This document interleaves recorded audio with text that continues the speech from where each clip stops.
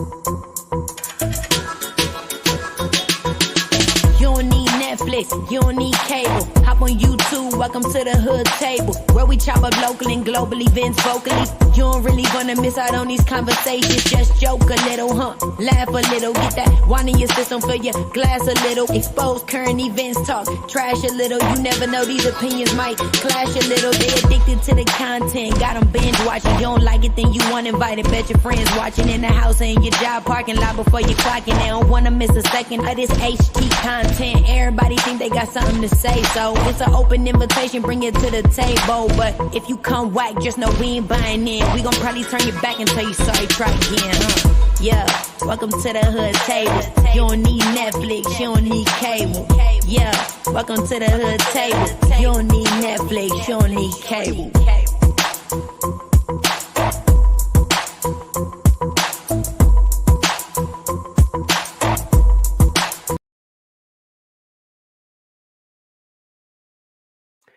Hey, welcome back to the Hood Table Hoodies. One more again, we are back with another TV show review.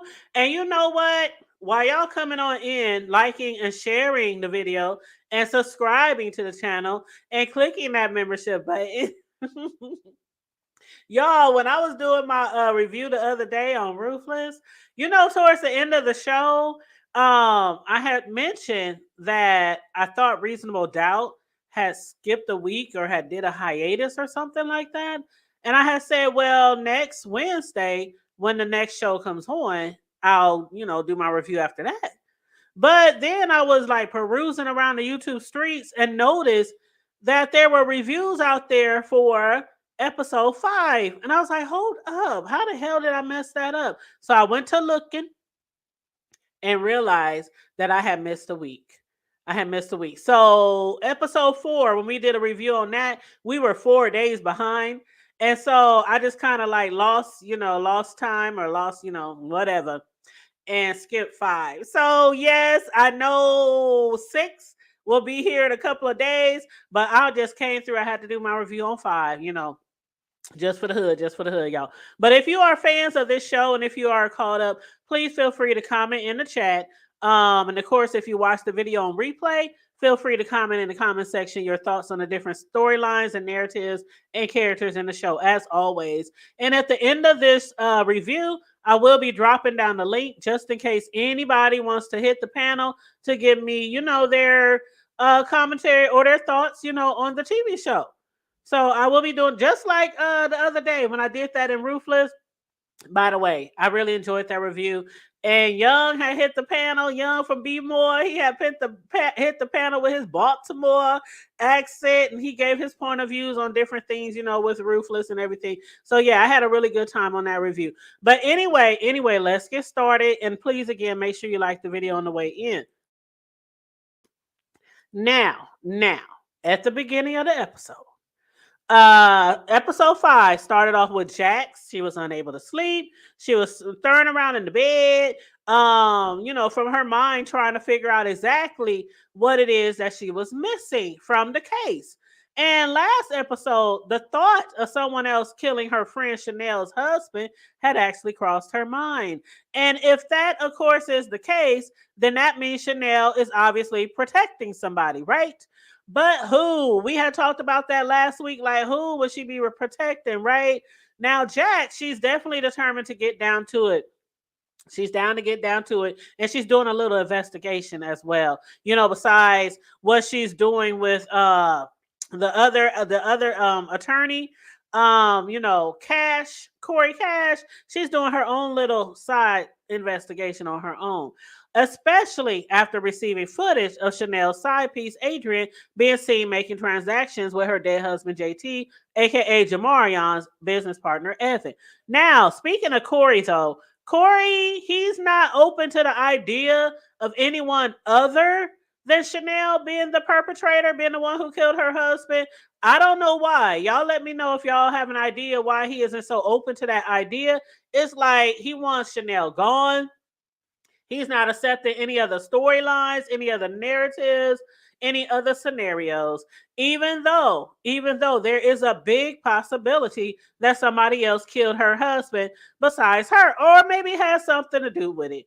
But anywho, then come to find out that Evan is Adrian's business manager. However, when confronted with the allegations, Chanel quickly jumped down her throat. Like, why? Why is she so set on defending this dude, Adrian? Did Adrian really not have something to do with it? Or did he? And she really wants to defend him. And maybe there's a possibility that Chanel thinks she'll get off, and her and her side piece, Adrian, will run off into the sunset and live happily ever after, right? I highly doubt that's going to happen. But yeah, Chanel quickly jumped down Jackson's throat in defense mode, even accusing her of not being able to recognize a woman who's been battered and beaten by her own spouse. I mean, talk about becoming unhinged. The way that Chanel was acting all up in there, you would think that she's capable of doing all kind of crazy shit, right? I was looking at her like maybe she did kill that nigga. Maybe Adrian is innocent. I don't know. Cause she was cutting up in there, wasn't she? But then after, telling her, after Jax told her, that in order to defend you, it is really, really important that I believe my client. If I do not believe my client and I think my client is lying, then I'm gonna have to ask the hard questions. And she said, so did you or did you not kill your husband, JT? Basically, yeah, I killed him. Next. What next, bitch? Jax was like, please know that deflection is not a flex. It ain't cute and it's not a flex.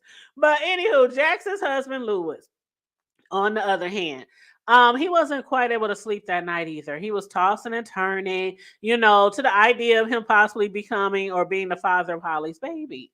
Still not being able to tell Jax, he called his little brother Terrence. I like me some Terrence, y'all. He's cute. He's gay and he's cute. And he was telling him, like, what? Are you serious?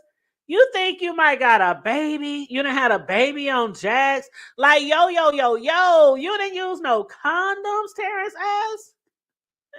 Lou's like, yeah, I was safe. I was using protection. I was using condoms. But there was this one time. Where he slipped up and he went in raw dogging on Tony, okay? Possibly making him become a baby daddy, but that we don't know yet. We don't know yet if that is really true.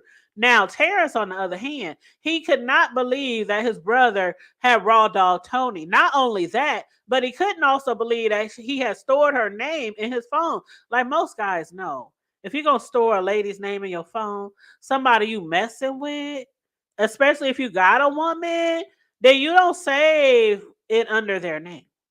You get them any other Tom, Dick, and Harry name that you can think of. Day Day, Ray Ray, my barber, the dog groomer, my auto mechanic, yeah, my mama, you get them any other type of name. You just don't put their name in your phone. Same with women. We know not to put that nigga name in the phone. We will call him something else. My nail tech, my masseuse, my realtor. We gonna call him something else. But anyway, Terrence, he just couldn't believe that he would slip up that. Like, he was like, wow, y'all straight people are wild. Even gay people know to take that prep, bitch. Even we know to take that prep just to make sure, just to be safe, just in case our guy is out there, fucking around on us. But according to Lewis, he did usually strap up. Unfortunately, however, there was that one time, so he says, that he didn't use protection. And it might have been a good thing that Lewis finally changed Tony's number to Alex Dunn. I don't know who that is, or if he just made that name up out the blue. But anyway, he changed Tony's name to Alex Dunn. Since later that evening, we saw Tony, right, calling Lewis while he and Jax were watching Chanel's interview on TV. And finally answered the phone. Tony on the other end was irritated. It was like, you told me to call you, and now you can't talk? Like, what's up with that? Oh, she must be nearby, huh? He was up there. Yeah, hello? Huh? Who? What? Okay. All right. Talk to you tomorrow.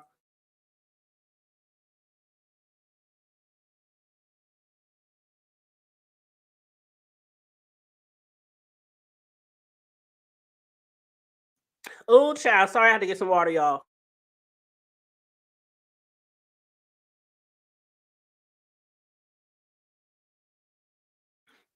Boy, my throat was dry. Oh, shoot. This good old cold water. But anyway, yeah. So she was kind of upset that he wasn't willing to talk to her at that moment, because at that time she also didn't know what the hell he wanted, because see, they haven't talked in a very long time. So for her to get a call out the blue, it's seeming important that she should call him right away, and then he don't answer. She was like, okay. She was probably wondering, what y'all think? Was she wondering, was he trying to hook up again? I hope not, because from the sound of her voice, he was like, what you want? All right, okay, she there. All right, bye. But anyway, yeah, she had called.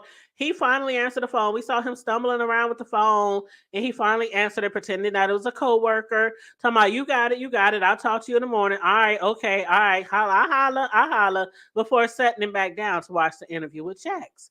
And in reference to Adrian, Evan was getting pretty impatient with Adrian in the last episode, remember? In regard to his money. Seeing how serious Evan was after pulling a gun on him, Adrian made a $10 million cash deposit to Evan. Remember, that is when Jackson and them found out that they was involved with each other. Some type of money transaction was going on, and it seemed pretty suspect, right? So this episode, still needing his money, Evan threatened to expose the fact that Adrian and Evan, JT's business partner, had a plan to scam JT, and his affair with Chanel was part of the plan. Now, this is where I still have questions, y'all. Y'all let me know what y'all think. Because I have heard people, matter of fact, on our last review, I've heard people then also say that they think that Adrian really, really likes Chanel. That he really might be in love with Chanel.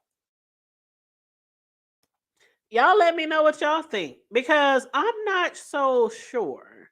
Especially after hearing Evan, the way he was threatening to expose Adrian, telling him, or that he was going to tell, Chanel, that scamming her husband and his whole affair was part of the plan.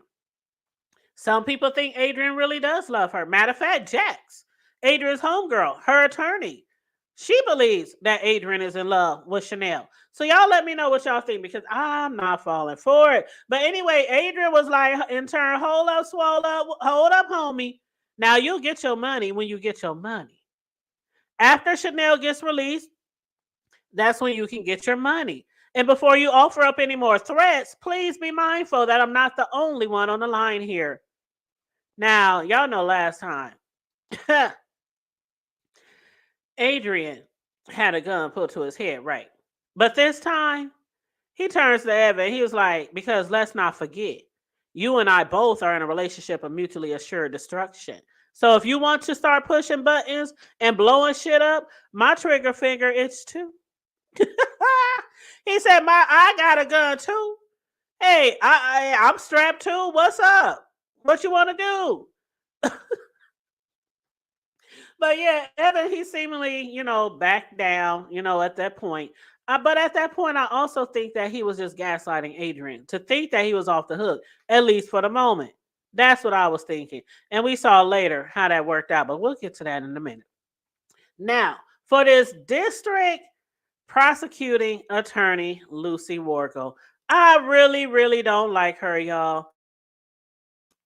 I really, really don't like her. She's new to the area, right? For what we know about her so far, she's new to LA by way of Vegas. She's a straight shooter, straight by the book, according to the rules and the regulations of the law. She don't let the shit slide. She don't let shit ride, okay?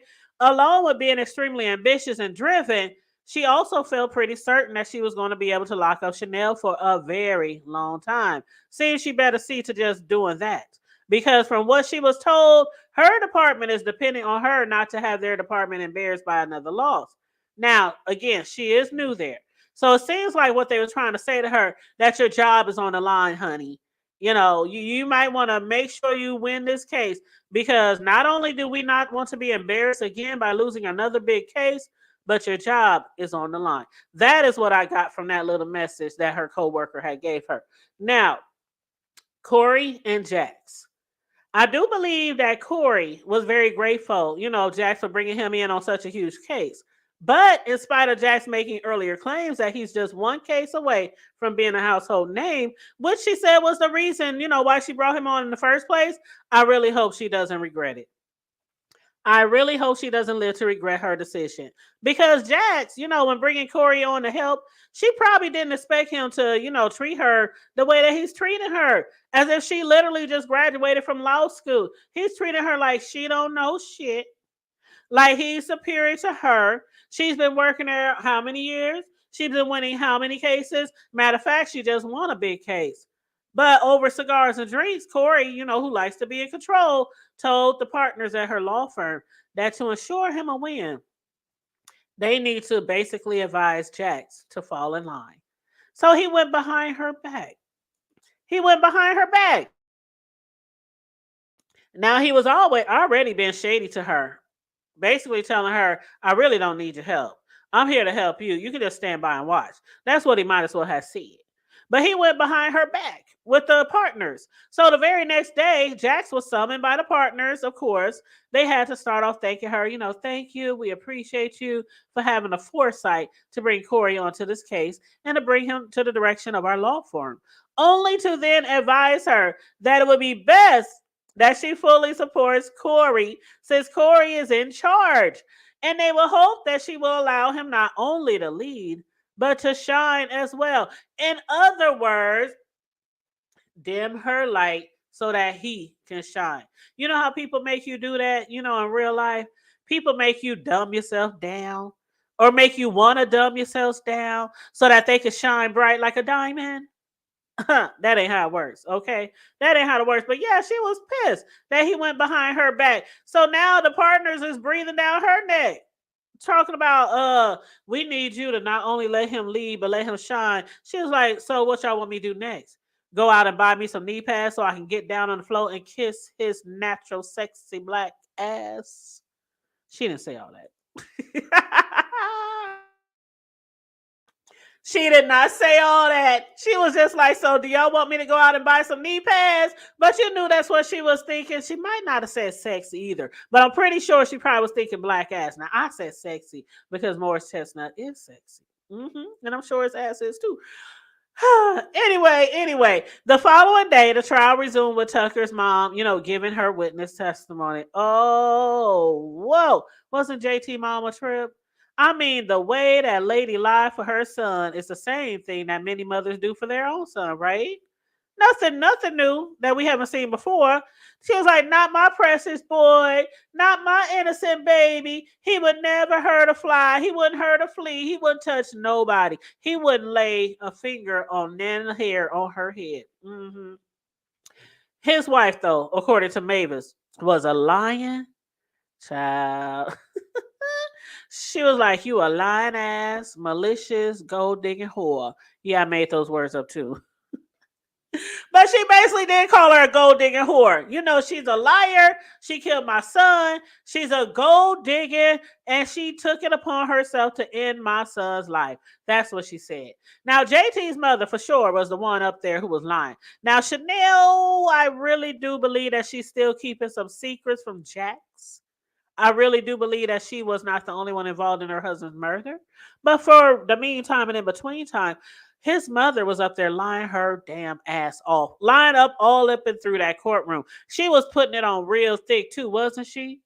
I mean, while defending her son as if he was an angel, she also lied about Chanel being abused. Now that was just going too far. Too far. What up, VS? How you doing, boo? That was just going too far. And I don't know if you watch Reasonable Doubt, but that's one of my favorite shows, child. But yeah, she was going too far, talking about her son did not ever abuse his wife, Chanel. Instead of her son allegedly being killed in self-defense, she insisted that Chanel killed her son after finding out about all of his affairs. All 11 of them. All of them. At least that's, the ones that she know about. Yeah. So that's what the mother said to in court during her testimony where she was lying her ass off. He didn't touch her. She didn't kill him in self-defense. She was mad because she found out that he was messing around on her. And for that reason, Chanel could no longer contain her anger and had to be led from the courtroom for a short break, which might have been a good thing. Because during the break, Chanel mentioned that her husband alluded to JT being just as abusive as his mother. Was that a reach? No, that's not a reach. Because a lot of times men who are very controlling of women or put their hands on women, sometimes they do got some mother issues or issues with women, period. So that was not, far fetched. So that's why when they went back into the courtroom, what did they do? They put a little spin on it, right? And that's when Corey went in there and said, old Mavis, did you raise your children, to be good citizens, to be grow up to be productive adults? And she was like, yeah. Well, did you also teach them how to be abusive? By burning your son with a cigarette on his left thigh? Man, Mavis was like, oh my God, her face was like, what? How'd you find out about that? No, I didn't do that. I didn't touch my son. I didn't burn my. No, matter of fact, it was an accident. I didn't even mean it. Oh my God. Child, the judge was like, strike that. Strike that off the books. Strike that, overruled. Yes, it was overruled. They was like, no, we need, man, Mavis was dead wrong. She was putting on a show, right? Trying to make her son out to be a saint. But was Chanel wrong as well for trusting her side piece, Adrian? I'm not so sure. He did make sure to let her know that, Adrian is not a man that she thinks he is. That doggone Evan when he paid her a little visit. See, Adrian didn't expect for Evan to pay Chanel a visit because he had told him earlier, keep this between me and you. Chanel does not need to know about our little arrangement. That's none of her business. He never told Evan if he was still like pretending to be in a relationship or pretending to be in love with Chanel. As far as Evan thinks, I believe Evan thinks that he was still, playing around, for the scam, for the sake of the scam, to steal her dead husband's money. But Evan went down there anyway and basically told her in so many words, that is not the man that you think he is. And matter of fact, would you like to know who it is that you're really in a relationship with? Yeah, she was all ears, all ears. And then hearing about what Adrian did infuriated him to the point of making a subtle threat not to basically want to have to bury another friend. Now, that right there, that right there really made me believe that Adrian did, in fact, kill Chanel's husband. Again, she knows who did it because when you go back to the scene and she was basically getting beat. He was messing her ass up, had her down on the ground, beating her butt. And then all of a sudden, somebody knocked him over the head. Chanel was still laid out on the ground with her hands on the floor. And somebody had actually killed her husband and busted his ass over the head. Was it Evan? I mean, was it Adrian? What do y'all think? Do y'all think it was her son? Do you think it was somebody else? Y'all let me know. What do you think? What do you think? I still again think it's Adrian. Jax, her attorney, still thinks it might be Adrian as well. But I don't know. Evan's problem right now is Jax. And the people who are working for her that has been snooping around about him. Because Evan, he was already pushing it by talking down to Adrian, that master the slave type. Ooh, I hate how they threw that little racist shit in there. Boy, don't forget you work in the fields, boy. This is the big house, boy. I was like, I know he ain't trying to slide that master the slave type on him. I was like, where they do that at? Adrian was pissed. He was pissed. And then after that, to go even a little further by demanding that he remove Jax out the way, his girl's good Judy, his girl's homegirl, his girl's attorney. I don't know how that's going to work out. I do not know how that's going to work out. But lastly, y'all, we still have to discuss Jax and Lewis's children. Now their son, who I still think should have got his butt whooped by his daddy, a few episodes ago. His son is so slick. Some parents will fall for anything. They will fall for the okie doke. But anyway, their son Spencer, after his acting interests were dismissed by his father, appeared as if he was really appreciative of his father this episode, taking his passions more seriously. And as I said last week, and I'll say it again, I still think that Lewis let his son off too easy after the school fight. Then blaming the fight on, well, I was upset with you, Dad. When I was hitting up dude at school, I was really hitting you. I ain't never. Whoever wrote that script, wrote that lines, child. Anyway, after looking in the new schools, so Lewis was looking into new schools to kind of make up for dismissing his son's interest in arts, and in plays and everything like that. Still, yet the idea of a new and very nice arts and school program might be exactly what Spencer needs. But I was cracking up, y'all, when later in the show, during their counseling sessions, did y'all see that? Jax, she was up there, yeah, our relationship is going okay. We have been more open. We've been more honest with each other, telling each other everything. This counseling is really working. But something that Jax had always loved about him was his honesty, right? He ain't been so honest, has he? He has been hiding something back, from her. So now she's in the counseling session, and after saying, yeah, everything's going okay, she's like, except for one thing. There's still one thing that has been bothering her. And when I say Lewis had to be holding his breath in for what seems like forever, and did not dare to breathe until hearing Jax bring him up. She was like, well, he made the decision to switch our son to another school without me. Child, you could have knocked Lewis over with a feather. He was so relieved to know that it was more about Spencer, because he would rather beef over schools than over possibly having a baby mama with Tony, right? Yeah, he was relieved. You just saw him gasp. You literally heard him gasp for air, like, oh shit. Oh shit, she don't know. But he did later meet up with Tony to find out, because the other night she called him, he couldn't talk because his wife was right there. Jax was right there. So he did later meet up with her that night to find out if he was the father. And Tony quickly put that to rest. She was like, no, you are not the father. We had a relationship, but I did not fall in love with you. Therefore, you have no reason to believe that she might turn around and do something crazy to try to destroy his happy home. Did y'all fall for that? Did you? Because for some reason I didn't.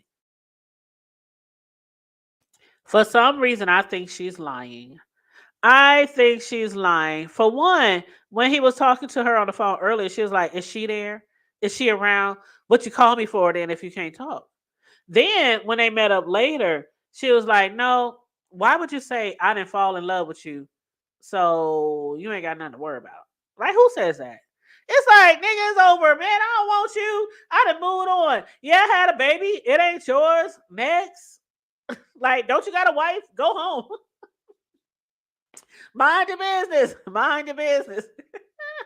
So I don't know. I didn't fall for it. I kind of think that she basically probably did fall in love with him. From the way she walked away and from that smirk on her face, I don't know. It told me something, like her story could be a little bit different. Now he might not be the father, but as far as her not being in love with him, I don't know about that. But anywho, their daughter. Let's discuss their daughter, Naima. Now, this little storyline was pretty interesting to me, and I'm gonna tell y'all why. Okay, so Naima had mentioned to Jax that, she had like something. What was she wearing? Something on her face. I can't remember what it was. And Jax was like, I better not check my credit card bill and see that you didn't order some shit without my permission.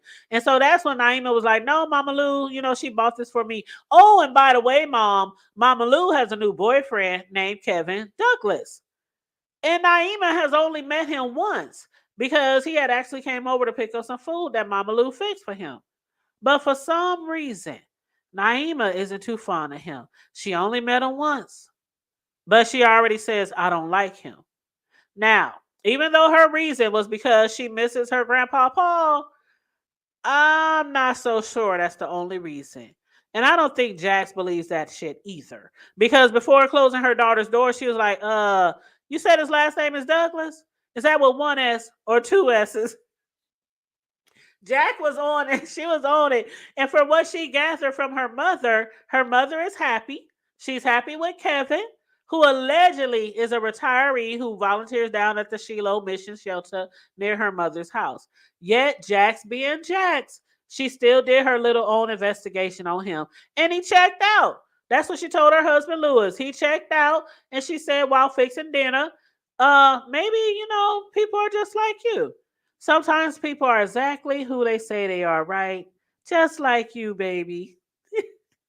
And she gave him a kiss, and he was standing there like, how am I going to tell her that I might be somebody's baby daddy? It's like every time we see him in a scene, his face is just looking like stuck. Like, I don't know. Should I tell her now? When is the appropriate time? This ain't the right time. When is the right time? Oh my God, when she finds out. So he was just standing there like, yeah, okay. But then even later that night, we saw Lewis, after enjoying some really heated quality time with his wife, send a text to her. Okay. All of a sudden, he could not bear to believe that the child is not his because she did not take a test. She didn't do a blood test, remember? He asked her, did you take a test? Are you sure? She didn't take a test. So how can she be sure? Hmm. I don't know. But that also brings up the idea that she did keep the baby. Because remember from what we heard before, um she was supposed to have an abortion. Remember, JT had paid her to supposedly have an abortion. But Chanel, when discussing it with, Jax, was like, maybe she didn't have an abortion. Maybe she had that baby in the first place. What do y'all think? Let me know what y'all think. Now, as far as that doggone Adrian, early the next morning, Jax received a phone call from Adrian to meet him at Chanel's house. And upon hearing this, Daniel offered to tag along, knowing that, there's still a possibility that Adrian is a killer. And for a moment, Jax, since having known Adrian for quite some time, didn't think backup was necessary. That thought, however, quickly faded away once Jax realized, if Adrian is the killer, he's also a scared man in love. Then again, I still don't believe he's in love with Chanel. I don't know. I don't know. Maybe he could have. You know how people, how they have these storylines where somebody be trying to run a scam on somebody, or they pretend to like them, want to date them in order to steal from them or rob them or scam them or something, and then they start falling in love, and then the other person has to believe they have to like show them, like really really truly show them, prove to them that they really did fall in love with him or in like or whatever. So I don't know. Maybe this is what he'll have to do. Because once Chanel finds out what Adrian and Evan was up to, and that they were running a scam on her to run a scam on her husband, who is now dead, she might feel that way as well. Yeah, she might feel that way as well. But anyway, after thinking about that thought, Jax was like, okay, Daniel, yeah, you can come with me. So long as you follow safely and discreetly behind. And if he doesn't hear from her every 6 minutes, then call the damn police. And from that gun sitting nicely in the back of Adrian's pants, will the police have to be called? Will the police have to be called? Ooh, child. This of course takes me back to the time when she had got into the little scuffle when she had got kidnapped by the old boy Michael Ealy, her ex Michael Ealy, who y'all know I really really like. But and some of y'all don't like. I don't know why y'all don't like Michael Ealy. Anyway, he can be all mine. But yeah, so y'all let me know what y'all think about this. Now, if anybody wants me to drop the link, if they want to, discuss the show with me, or if they got like your own your own ideas or your own predictions, about the show, I will drop the link. But if not, I will be on my way out of here. I got some beef sector videos that I got to catch up on because I have no more TV show reviews to do until Saturday. Yeah, I'll probably do on Saturday. I don't know. Depends on what's jumping off on Friday. So for the next few days, I'm going to be back into the B sector shit, catching up on some shit. I know VS, my girl in the chat, VS was doing some shows. ZX was doing some shows. Sean Bradley did a show. Mother did a show. Rick Reed did a show. Charlie did a show. This morning, I want to give a shout out to Charlie, because although I wasn't able to stay in the chat the whole time because I was working and I was on the phones, y'all, the phones was going nuts this morning. But I was in there, doing my little, like, share, and subscribe, dropping the cash app, listening here and there. She did a good job from what I saw, a really good job. So I told Charlie I'm going to go back and watch the whole show so I can, talk about that. But then who else did a live? Dovey, she also went live, and I did check, and she did like win her case against, well, it wasn't really it was pushed by Just Read, but the state picked it up. The threats, the communication of threats by way of YouTube. And I saw that those had been disposed. So Dovey basically won that case. Now there is a case tomorrow that Dovey and Just Read got to go back to court, because remember the first time that Dovey and Just Read was supposed to appear in court, Just Read, she didn't show up because she was given the wrong time by the courts. So Dovey, she won by default. So they have to go back to court tomorrow to see if Dovey is going to win or if Just Read My Book is going to win. So I'm looking forward to that as well. But yeah, I'm about to get back in these B sector streets, and I'm about to catch up on some videos. And then, not tonight. I'm sure I won't be going live tonight on no B sector shit, but probably tomorrow evening after I get off of work, just like today after I get off of work. But in the meantime, and in between time, y'all, please again make sure y'all like and share the video. If you want to donate to the commentary or to the platform, it's $ the Hood Table 402. If you want to join the membership, all you gotta do is click the join button. And as usual, stay safe, be blessed, remain vigilant at all times, and always remember to keep it hood. I'm out.